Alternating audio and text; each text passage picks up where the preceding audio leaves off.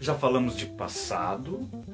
I know what you did last summer. Um negócio que ficou no passado, igual o seu ex. Meu problema é com os casos passados. Já falamos de presente. I love you. I love you! I don't know. E já falamos de futuro. Futuro. I will, you will, he will, she will, it will, we will, you will, they will. Futuro. O futuro não existe. E hoje vamos falar de tudo um pouco.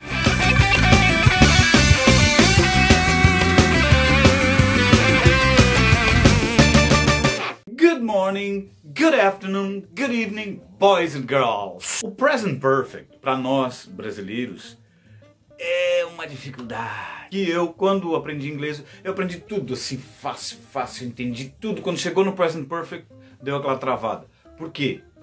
Porque não existe esse tempo verbal em português. Porém, ele é muito usado e necessário o aprendizado do present perfect. E por que é estranho? Tem o passado, tem o presente. O present perfect fica no meio. É um presente, é um pressado. O present perfect é uma ação que começou no passado e continua repercutindo. I have walked.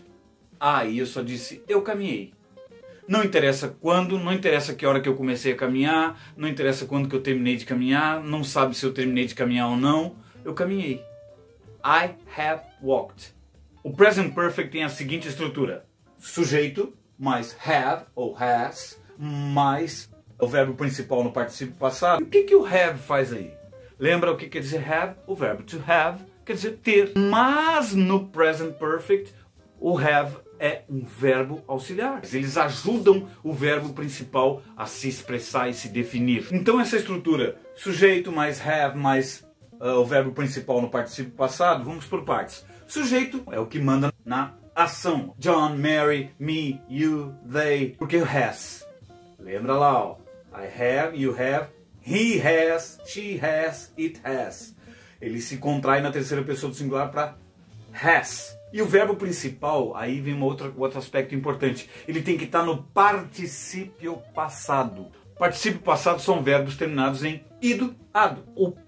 Os verbos no particípio passado, eles estão naquela terceira coluna daquela tabela, lembra? Desgraçado! Inferno! Na primeira coluna está o verbo no presente, ou no infinitivo, né?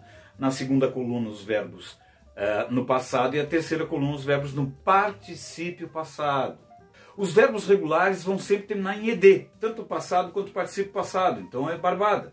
E os irregulares, aí é aquela tortura, né? Então no modo afirmativo, esta estrutura, sujeito mais have mais verbo principal no particípio passado. Por exemplo, I have made fire. I have made fire! You have gone. She has worked. Something terrible has happened. Something terrible has happened. A forma contraída do present perfect, o have vira apóstrofo ve e o has vira apóstrofo s. Não confundir com o verbo to be. Muito simples. Quando o verbo estiver no particípio passado, vai ser sempre present perfect. You've already made the choice. We've already made the choice. She's got a ticket to ride. Oh, she's got a ticket to ride. She's got a ticket to ride. O exemplo do modo afirmativo, you have walked. Você caminhou. Aí alguém pode dizer, mas professor, está escrito você tem caminhado. Isso em português é o pretérito perfeito composto. Olha que beleza. Pretérito perfeito composto em inglês vai ser o nosso querido present perfect continuous que nós vamos ver numa próxima aula.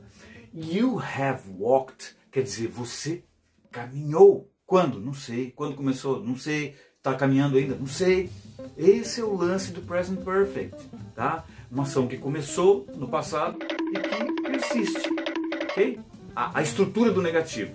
Sujeito mais have not, ou has not, ou haven't, ou hasn't, mais o verbo principal no particípio passado. Então you have walked fica you haven't walked. Você não caminhou. Aí o modo interrogativo fica o have, sempre o verbo vai começar, e nesse caso é o verbo auxiliar, o have, mais o sujeito, mais o verbo principal no particípio passado, mais o quê?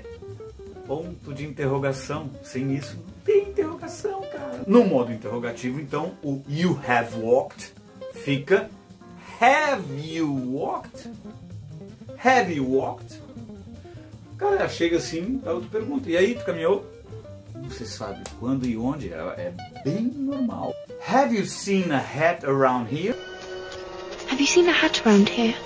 Have we met before? Have we met before? No negativo. But you haven't taken out the trash. But you haven't taken out the trash. Situações em que o present perfect é usado. Algo que começou no passado e ainda é verdade no presente. Por exemplo, quando você trabalha ou estuda no mesmo lugar há algum tempo, começou no passado e ainda é verdade no presente, certo? É muito comum, nestes casos, aparecer as preposições since e for, desde e por. Por exemplo, I have worked in this company for several years. We have been here since 1729. We have been here since 1729. Tem um exemplo com for, que dá também para sentir a questão da linha de tempo para o present perfect, que é a frase He has played the guitar for 14 years. He has played guitar for 14 years. Ainda nesse âmbito, existem mudanças que acontecem com o decorrer do tempo. Você não sabe exatamente quando começou, mas percebe quando ela ainda está em progresso. Por exemplo, your English has improved since the last time we talked. Your English has improved since the last time we talked. Outra situação de uso do present perfect. Um fato que já aconteceu, mas não importa quando aconteceu. Você já teve um momento inesquecível ou uma experiência marcante em sua vida? Aí você fala sem mencionar o dia exato em que isso aconteceu. Para isso uso o present perfect. Por exemplo, my family has been to London.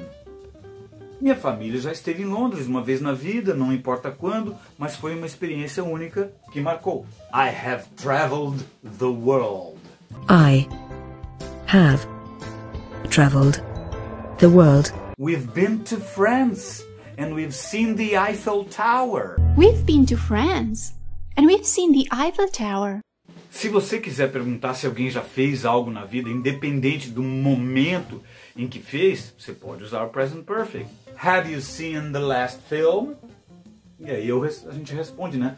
We haven't seen the last film yet. Aí entra esses advérbiozinhos yet, just e already. Mas vamos ver esse exemplo. We haven't seen the last film yet. Com o advérbio just, eu vou expressar ações que acabaram de acontecer. I've just finished dinner. I've just finished dinner. Com o already, mesma coisa. Have you finished your homework already?